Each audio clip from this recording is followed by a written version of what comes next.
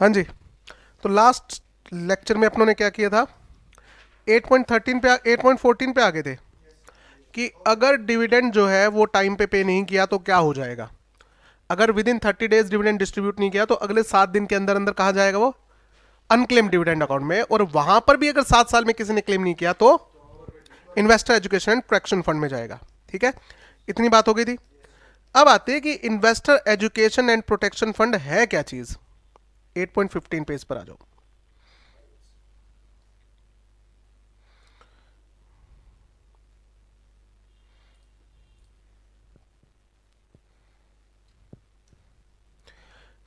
कि investor education and protection fund ये है क्या भला।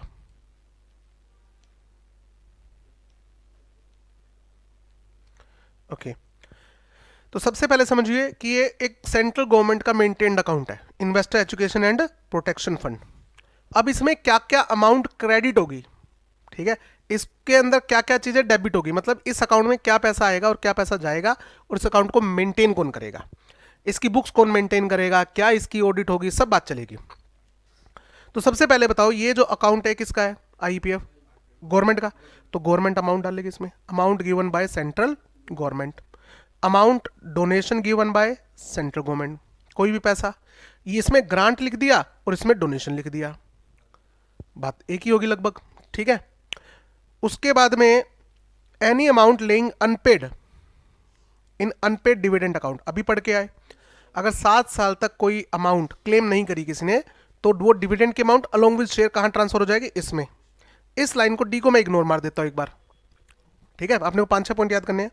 जो अमाउंट है आईपीएफ में, कौन सा, जब कंपनी एक्ट 1956 था ना बेटा, तो ये सेक्शन हुआ करता था 205C, सेम बातें लिखी हुई थी।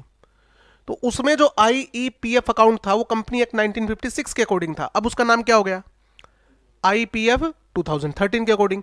तो उस अकाउंट में जो पैसा था, ये समझो कि मेरा एक अकाउंट बंद करके दूसरा अकाउंट खोल दिया, नाम चेंज हो गया, तो उस अकाउंट में जो पैसा था वो किस में ट्रांसफर हो गया, नए वाले आईपीएफ में। यानी कि ओल्ड ओल्ड आईईपीएफ का पैसा किस में ट्रांसफर कर दिया, न्यू आईईपीएफ में।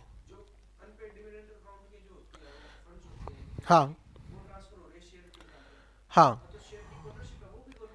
बिल्कुल गवर्नर आईपीएफ वालों को ट्रांसफर किया, सारा आईपीएफ में जाएगा जब तक कोई क्लेमनेंट नहीं आ जाता।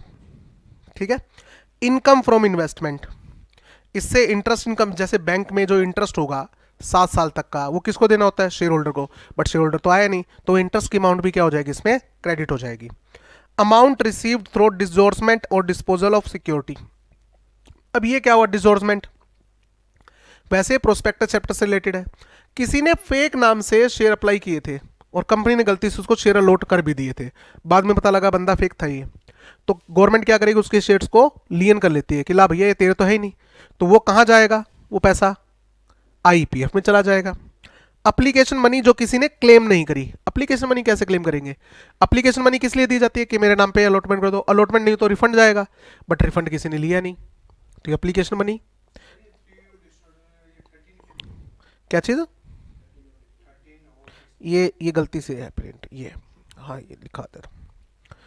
डिपॉजिट मैच्योर हो चुके हैं और किसी ने क्लेम किया नहीं, ठीक है, डिबेंचर मैच्योर हो चुके हैं, किसी ने क्लेम किया नहीं, along with interest, along with interest, और जो शेयर्स पड़े हैं उनको बेच के अगर कोई पैसा आया है तो, ठीक है, cell proceed of fractional shares, fractional shares.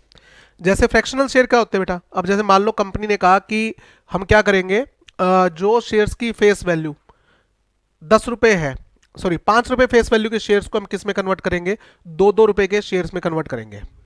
तो मान लो आपके पास एक शेयर है तो आपको 2 शेयर मिलेंगे 2-2 रुपए के, और 1 रुपए की मार्केट की वैल्यू के हिसाब से पैसा आपको क्रेडिट कर देंगे। तो सेम ऐसे फ्रैक्शनल शेयर बिक गए तो उसका पैसा कहां जाएगा, आईपीएफ में, क्योंकि ये शेयर कहां पड़े थे, आईपीएफ में पड़े थे। तो फ्रैक्शनल शेयर जब बिकेंगे तो उसका पैसा भी कहां आएगा, आईपीएफ में आएगा। Redemption amount, preference shares redeem हो गए और किसी ने क्लेम नहीं किया तो उनकी अमाउंट भी। इन सिंपल वर्ड, शेयर चाहे प्रेफरेंस हो चाहे इक्विटी हो, डिबेंचर, मैच्योर डिपॉजिट, इन सब का पैसा कहा जाएगा आईपीएफ में, अगर किसी ने क्लेम नहीं करा है। बिल्कुल, शेयर होल्डर नहीं, एनी इन्वेस्टर, इसका नाम क्या है, investor education and protection fund. तो इन्वेस्टर तो कोई भी हो सकता है जिसने कंपनी पैसा लगाया, ठीक है, बाहर का मतलब फॉरेन कंपनी के जरूरत नहीं है, फॉरेन कंपनी के तो शेयर यहाँ पर ऐसे इश्यू नहीं होते। हम्म, बिल्कुल आएगा सारा अमाउंट, ये अदर अमाउंट ना। हम्म, हाँ। उसमें डोनेट हो जाता है ना पैसा तो। बिल्कुल नहीं है तो आईबीसी में जाता है, इंसॉल्वेंसी एंड बैंक्रप्सी कोड वाले में, उसका अलग अकाउंट है। ठीक है, ये सारी अमाउंट अदर अमाउंट में आ गई। ठीक है, यूटिलाइजेशन ऑफ फंड, इस फंड को कहां यूटिलाइज किया जाएगा? रिफंड। अब मान लो डिबेंचर होल्डर 10 साल बाद आया क्लेम करने के लिए, तो अपना पैसा लेके जाएगा। डिपॉजिटर 10 साल बाद आके रिफंड कर दो। प्रमोशन, प्रमोशन का मतलब क्या है? देखो इसका नाम क्या था पूरा आईईपीएफ का? Investor education and protection fund. Education का मतलब क्या है? हम प्रमोट इन्वेस्टर को अवेयर करेंगे कि तुम्हारे राइट्स क्या हैं। अब जैसे एक चीज समझो बेटा, जो कोई बहुत ज्यादा पढ़ा लिखा नहीं है ना, तो वो कंपनी को कहता है जी मेरे शेयर्स थे कंपनी में, कंपनी कहता है जी आप 7 साल तक आए नहीं, हमने तो कहाँ ट्रांसफर कर दिए? गवर्नमेंट के अकाउंट में। अब उसे ये पता ही नहीं है, अब उसको लगता है गवर्नमेंट के अकाउंट में चले गए मतलब गए। उसको कौन बताया कि भाई गवर्नमेंट से भी तुम क्या कर सकते हो? क्लेम कर सकते हो। इसलिए गवर्नमेंट क्या करती है, सेबी वाले क्या करते हैं, एडवर्टीजमेंट बनाते हैं। और गवर्नमेंट टाइम टू टाइम क्या करती है, एडवर्टीजमेंट बनाती है और वो इश्यू करती है मार्केट के अंदर, यानी कि टीवी पे, मीडिया में, कि अगर आपका शेयर पेंडिंग है या आपका डिविडेंड पेंडिंग है तो आप क्लेम कर सकते हो। ठीक है, तो इस एडवर्टीजमेंट के ऊपर पैसा लगेगा नहीं लगेगा? लगेगा। इसका ऑनलाइन फॉर्म होएगा, आईपीएफ 5 फॉर्म होता है। हाँ, वेबसाइट है आईपीएफ वालों की, वहां पर आईपीएफ 5 फॉर्म अपलोड करना पड़ेगा। डिस्ट्रीब्यूशन ऑफ शेयर या डिसडोर्समेंट अमाउंट, अगर किसी ने मेरे नाम से शेयर सप्लाई करके या मेरे शेयर किसी ने झूठे क्लेम कर लिए, तो बाद में जब मैं मिल जाऊंगा आइडेंटिफाइबल अप्लीकेंट, तो मेरे शेयर और मेरे डिबेंचर मुझे वापस कर दिए जाएंगे। अब मेरे शेयर किसी के अकाउंट में, मेरे शेयर मेरे अकाउंट में पड़े थे, किसी ने डेथ सर्टिफिकेट लगा दिया कंपनी में मेरा कि ये बंदा मर गया जी और मैं उसका लीगल ईयर हूं, और मेरे शेयर क्लेम कर लिए। बाद में मैं पहुंच गया कि सर ये तो मैं जिंदा हूं, ये देखो ये मेरे शेयर हैं, तो आईपीएफ में अगर वो शेयर चले गए तो वो शेयर मुझे वापस मिल जाएंगे। ठीक है, reimbursement of legal expense. Legal year है ही नहीं वो मेरा, मैं मरा ही नहीं, मैं जिंदा हूं ना। मान लो चलो मेरा लीगल ईयर है, मेरे बेटे के साथ सपोज करो मेरी बनती नहीं है, उसने क्या किया, मेरा फेक डेथ सर्टिफिकेट लगा के कंपनी से शेयर क्लेम कर लिए। ठीक है, और बाद में अगर वो आईपीएफ में है तो बाद में मैं अपना क्लेम कर सकता हूं नहीं कर सकता हूं? किसी ने मेरे नाम से फ्रॉड कर दिया, तो बाद में जब मैं सामने आऊंगा तो मेरी चीज मुझे वापस मिलेगी नहीं मिलेगी? मिलेगी। रिम्बर्समेंट ऑफ लीगल एक्सपेंस, आपने एक चैप्टर 3 में एक टॉपिक था सेक्शन 37।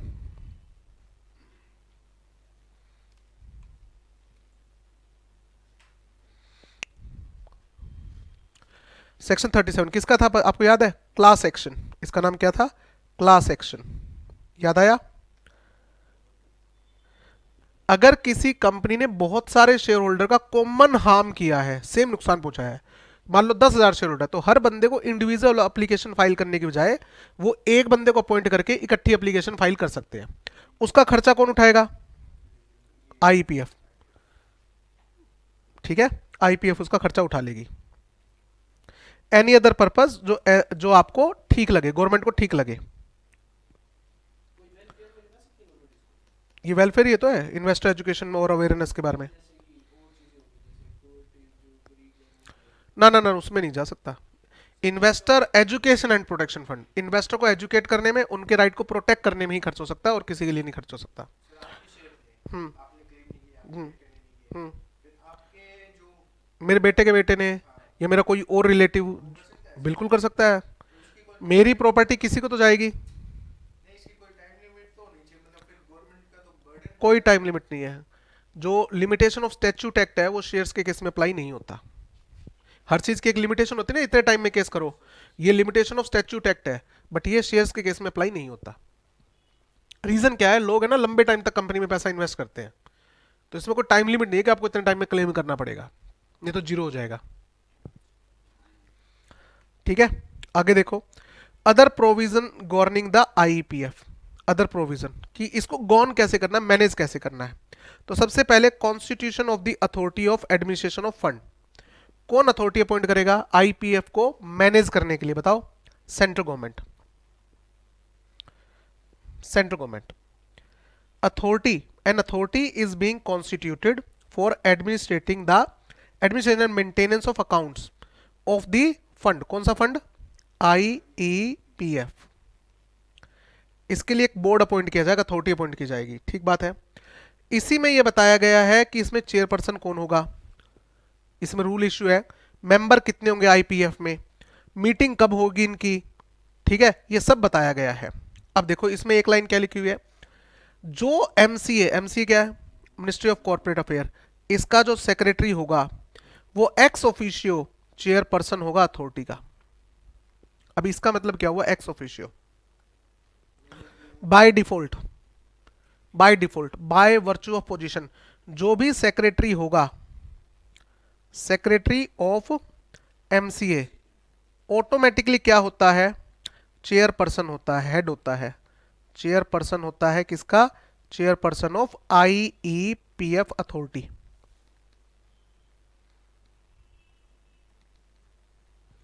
ऑटोमेटिकली, ये रूल है।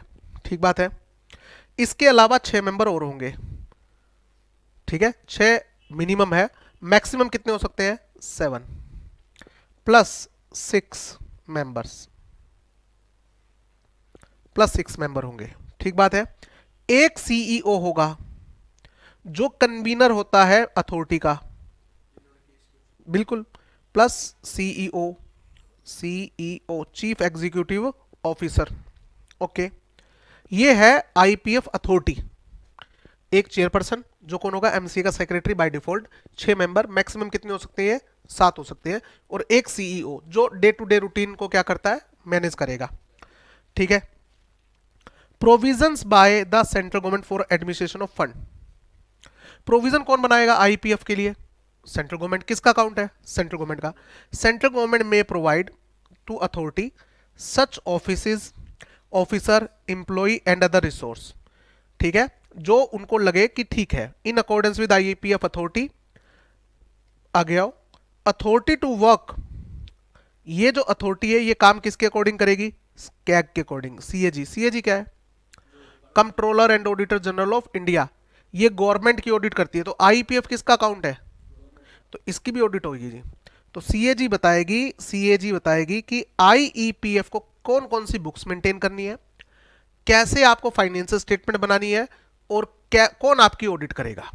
तो ये सब किसके अंडर आता है, हाँ, अथॉरिटी शैल एडमिनिस्ट्रेटर का मतलब क्या होता है, ध्यान रखना, the fund and maintain separate account, maintain accounts, ठीक है, ऑफ सच फंड, कितना पैसा आया, कितना पैसा गया, ठीक है, इन सब का क्या मेंटेन करना पड़ेगा, अकाउंट मेंटेन करना पड़ेगा। सर ये जो अकाउंट एक्रूअल बेस पे होगा, कैश बेसिस पे होगा, कैसे मेंटेन करना है, ये कंसल्ट को, ये किससे पूछो, CAG से, क्योंकि गवर्नमेंट कंपनी और गवर्नमेंट डिपार्टमेंट के जो अकाउंट्स होते हैं उनको कैसे मेंटेन करना है, इसको कौन बताता है, CAG बताता है। स्पेंडिंग ऑफ मनी, ये वाला पॉइंट, पैसा खर्च करना है जी। Authority shall be competent to spend money, ठीक है, किस चीज के लिए, object specified in section 125 subsection 3, ये वाले पर्पस। आपको पैसा सिर्फ किस पर्पस के लिए खर्च करना है, इन पर्पस के लिए, ये जो पर्पस है।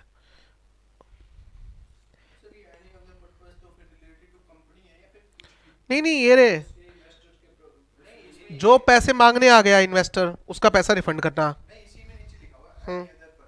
जो सेंट्रल गवर्नमेंट डिसाइड करे, ये तो एग्जांपल है, 4 पर्पस, इससे रिलेटेड ही पर्पस है बाकी भी, ठीक है ना। ऑडिट होएगी इसकी, बिल्कुल होएगी, कौन करवाएगा, CAG, ठीक है। उसके बाद ये जो ऑडिटेड अकाउंट्स है और इसकी ऑडिट रिपोर्ट जो है ये फॉरवर्ड करनी होती है किसको, to central government, house of parliament में, ठीक है। एक एनुअल रिपोर्ट बनानी है कि IPF में इस पूरे साल में कितना पैसा आया, कितना रिफंड हुआ, कितना अभी भी बाकी है, etcetera. For each financial year the authority shall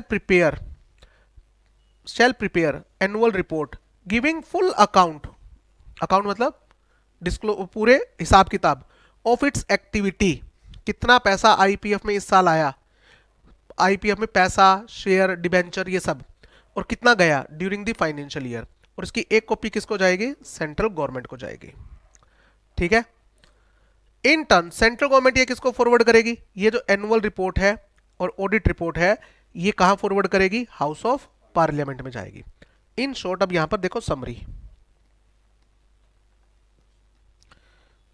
summary देखो, ये है IPF account, investor education and protection fund. इसको कौन मैनेज करता है, एमसीए मतलब central government, managed by central government. Central government का कौन सा department, MCA, ministry of corporate affair. इसमें क्या पैसा आएगा और इससे क्या पैसा जाएगा, इसमें क्या पैसा आएगा बताओ, मैच्योर्ड डिपॉजिट्स जो किसी ने क्लेम नहीं करे, मैच्योर्ड डिबेंचर्स जो किसी ने क्लेम नहीं करे, प्रेफरेंस शेयर कैपिटल जो जिसका टाइम पीरियड पूरा हो चुका है, नहीं डिपॉजिट अलग होते हैं, प्रेफरेंस शेयर अलग होते हैं, डिबेंचर अलग होते हैं, unclaimed dividend, unclaimed application money,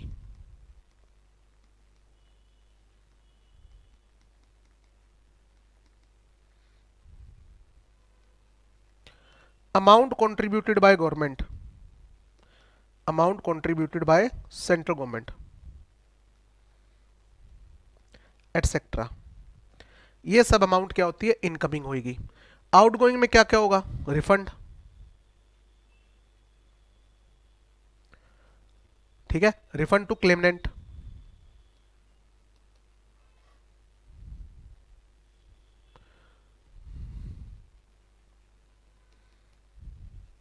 claim applicant जो भी आएगा उसको रिफंड करो।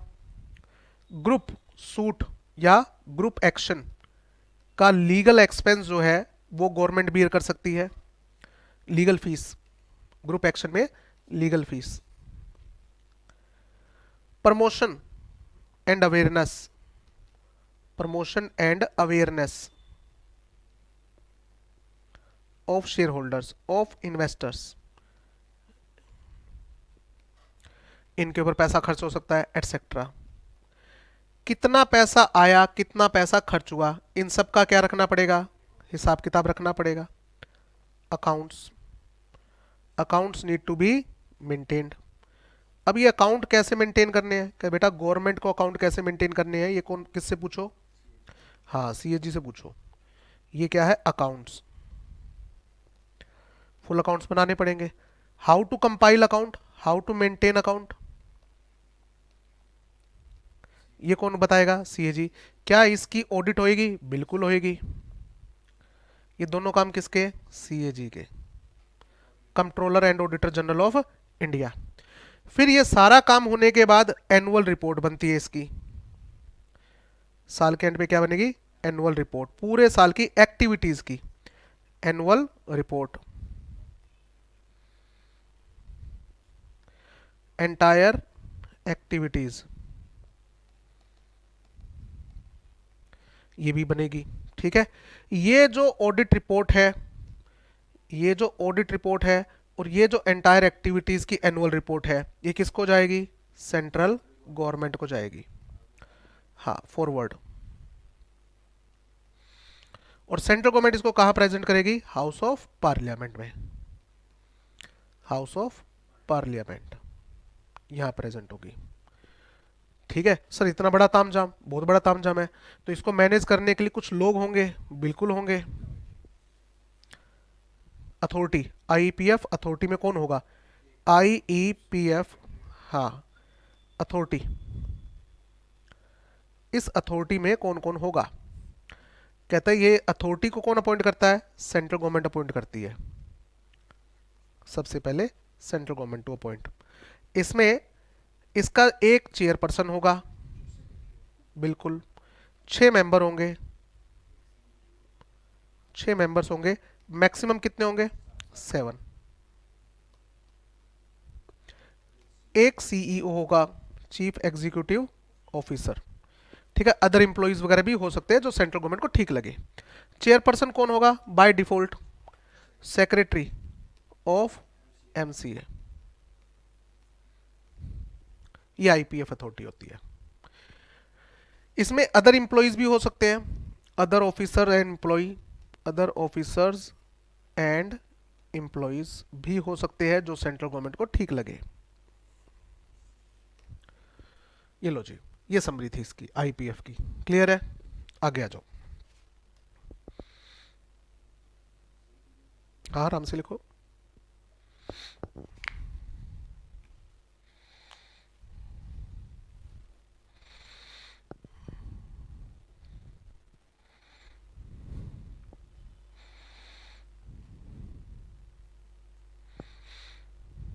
हो गया बेटा?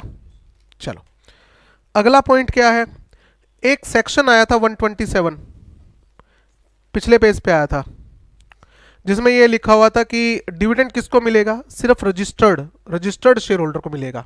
हाँ, रजिस्टर्ड शेयर होल्डर ने अगर किसी के नाम की बेनिफिशियल ओनरशिप ट्रांसफर कर दी है तो हम उसको भी दे देंगे या उसके बैंकर को दे देंगे, ये बात थी।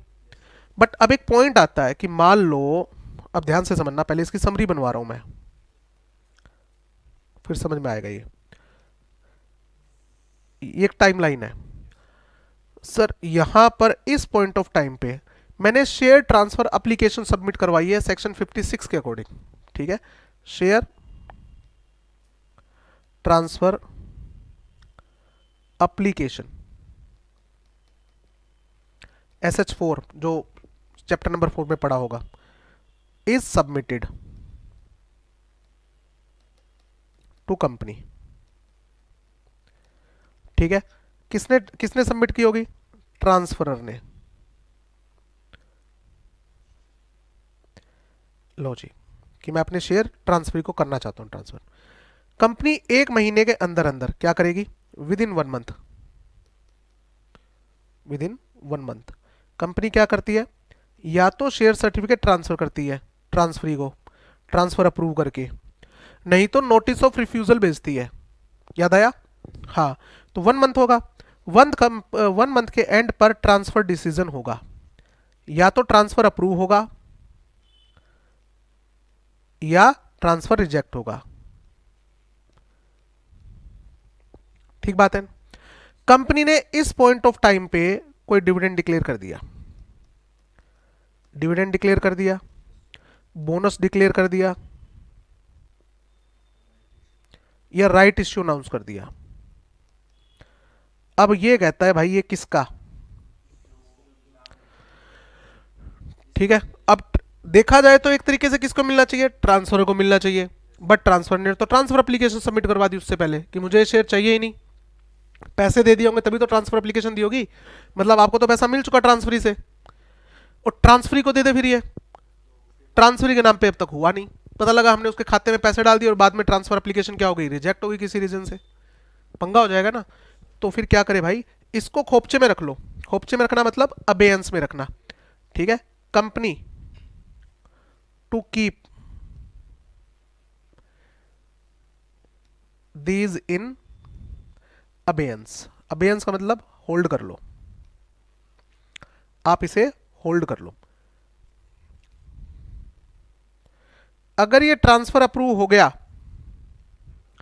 अगर ये ट्रांसफर अप्रूव हो गया तो किसको दे देना, ट्रांसफरी को। अगर ये ट्रांसफर अप्रूव नहीं हुआ तो किसको मिल जाएगा, ट्रांसफरर को। बिल्कुल दिक्कत आ सकती है, बिल्कुल बिल्कुल। अब ये देखो, कंपनी इसको अबेयंस में रखेगी, इसका मतलब क्लियर है। हालांकि इसकी एक्सेप्शन भी है।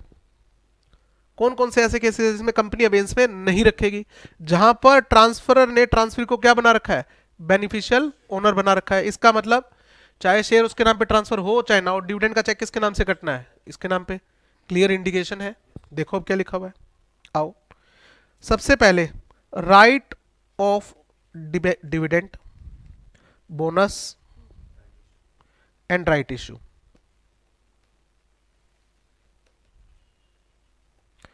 According to section 126, in case any instrument, ये 126 आएगा, 127 लिख दिया गलती से, 126। According to section 126, any instrument of transfer, किसकी बात कर रहा है, SH4 transfer deed, has been delivered by the share holder for registration and transfer has not been registered और अभी तक ट्रांसफर रजिस्टर नहीं हुआ है।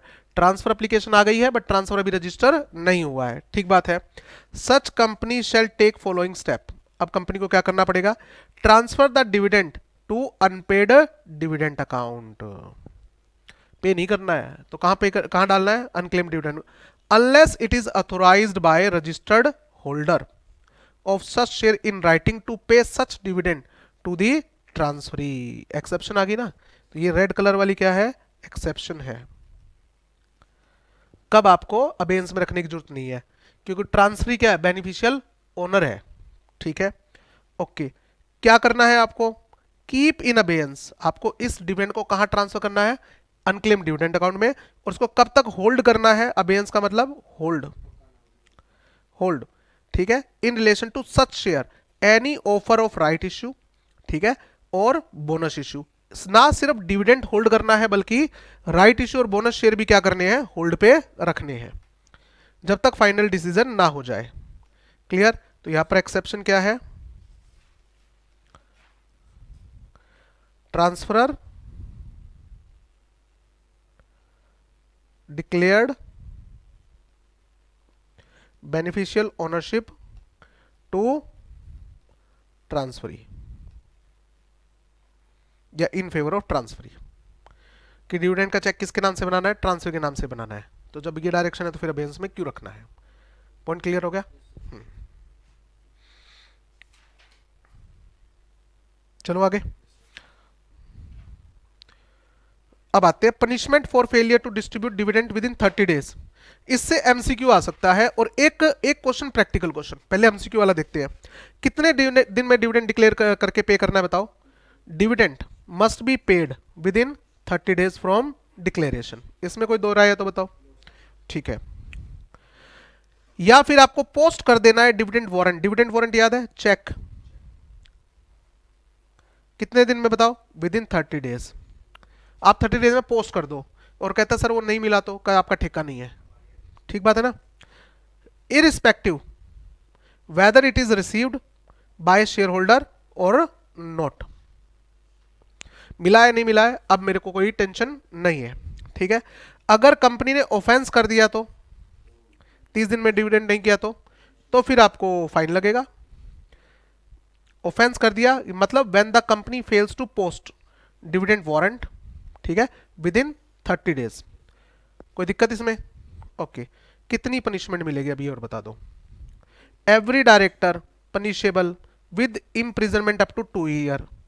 अगर ये काम क्या करता है, वो जानबूझ के करता है, नोइंगली, ठीक है ना, गलती से किसी का डिविडेंड वारंट पोस्ट नहीं हुआ, सर कंपनी के 1 लाख शेयर होल्डर है, 4-5 शेयर होल्डर का चेक पोस्ट करना रह गया, गलती से रह गया ना, तो क्या डायरेक्टर को सजा मिलेगी जेल की, नहीं मिलेगी। बट अगर जानबूझ के ना भेजे तो गड़बड़ है बॉस। पे minimum fine of ₹1000 every day, every day लिखवाया था नोट्स में, पर डे का फाइन डायरेक्टर पे है, और 18% पर एनम का क्या लगेगा, इंटरेस्ट, सिंपल इंटरेस्ट, ठीक है। ये एमसीक्यू में आएगा। हाँ जी बेटा, हाँ, पिछला डायरेक्टर लाइबल होगा।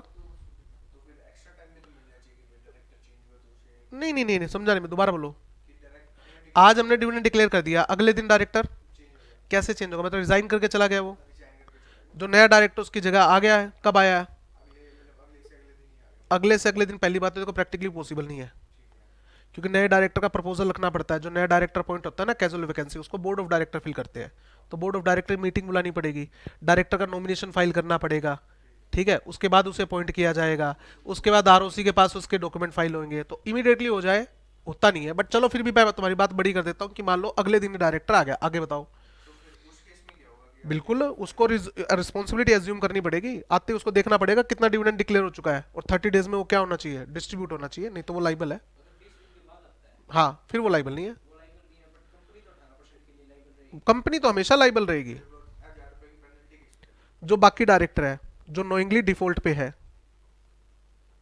ठीक है ना। ये वाला पॉइंट इंपॉर्टेंट है प्रैक्टिकल क्वेश्चन के लिए भी और थ्योरी के हिसाब से भी, कि जनरल रूल क्या कहता है, अगर कंपनी ने 30 दिन में डिविडेंड नहीं पे किया तो कंपनी के ऊपर क्या है, फाइन है, पेनल्टी है, और डायरेक्टर भी फंसेंगे। कौन कौन से ऐसे केसेस हैं जिसको ऑफेंस नहीं माना जाएगा। कंपनी फेल टू पे dividend within 30 days, but इसे ऑफेंस नहीं माना जाएगा, ठीक है, और कोई पनिशमेंट नहीं होगी। कौन कौन से केसेस है?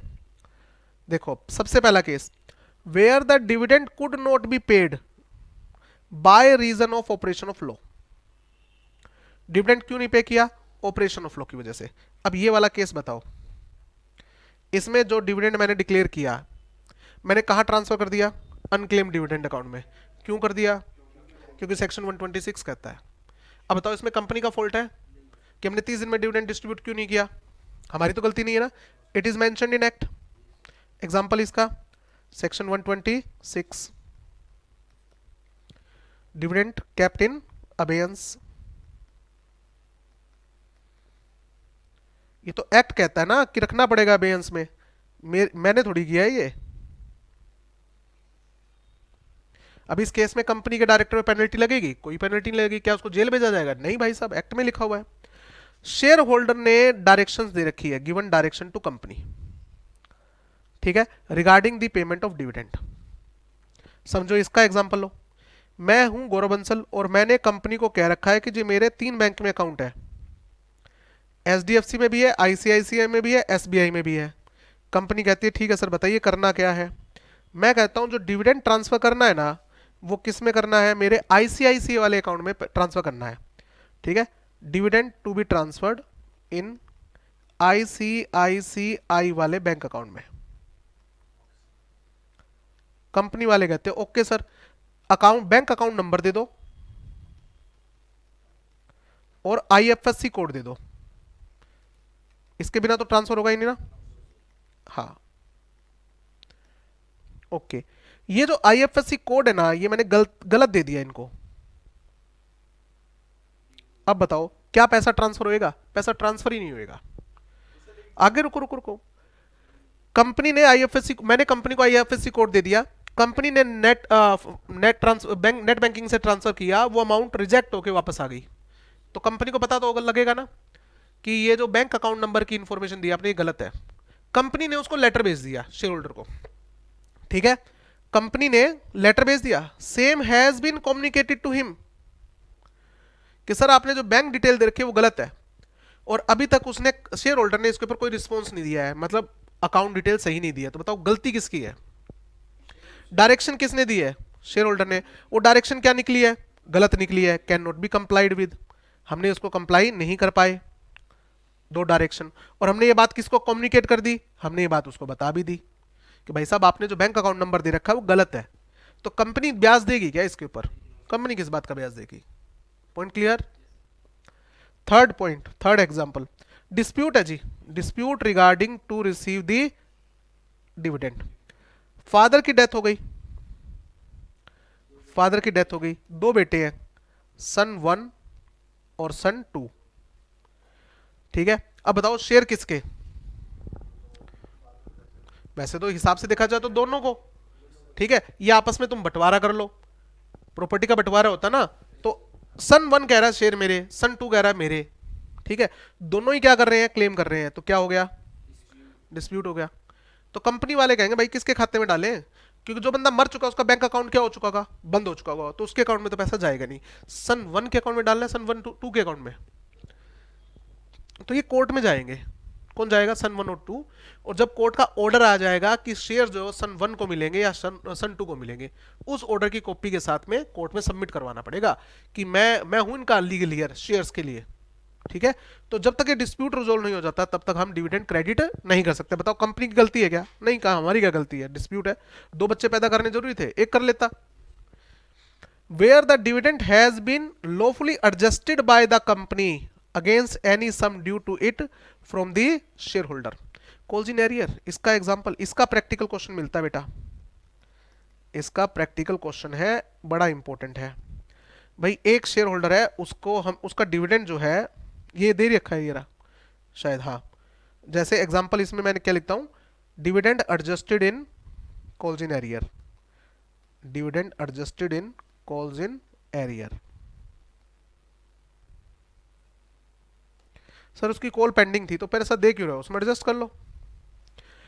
Where any other reason the failure to pay the dividend, ठीक है, और to post warrant within prescribe time limit of 30 days was not due to any default of the company, जिसमें कंपनी का कोई fault नहीं है। Sir हमने dividend भेज दिया, डिविडेंड का चेक भेज दिया है, वो जो शेयर होल्डर था ना, किराए पे रहता था,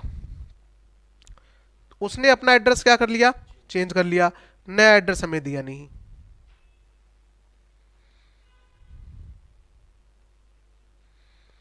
and not communicated to company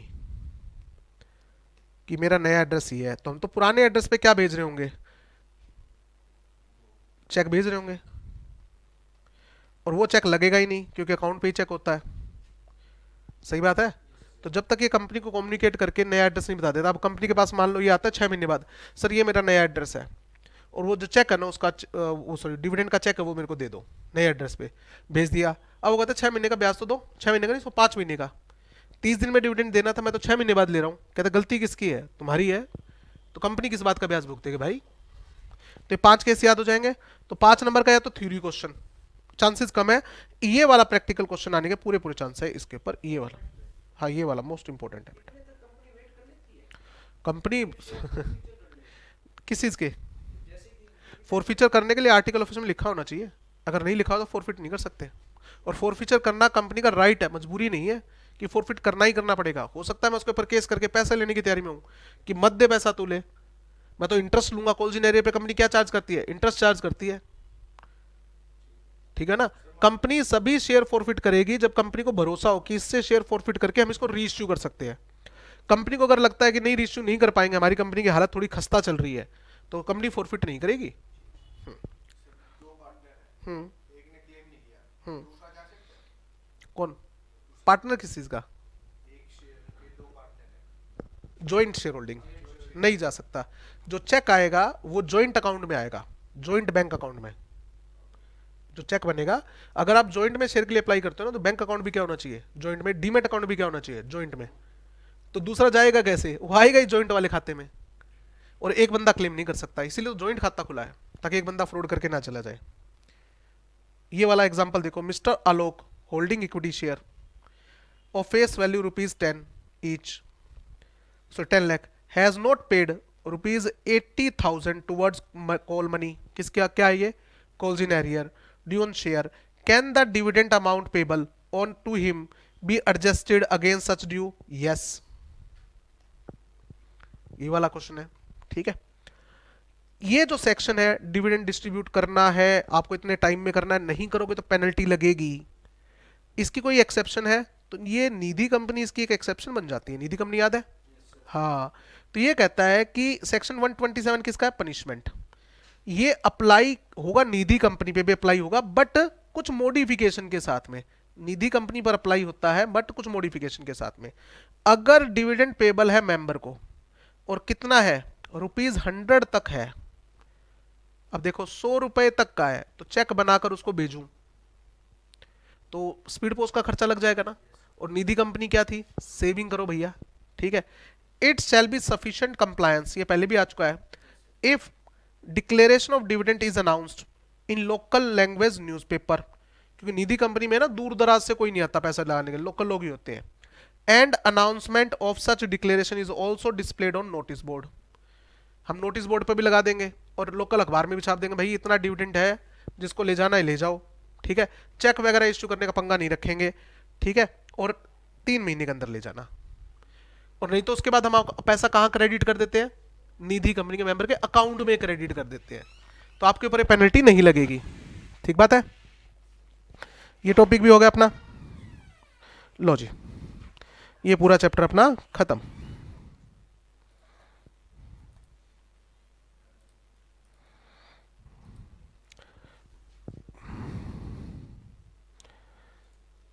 दो मिनट रुक जाओ।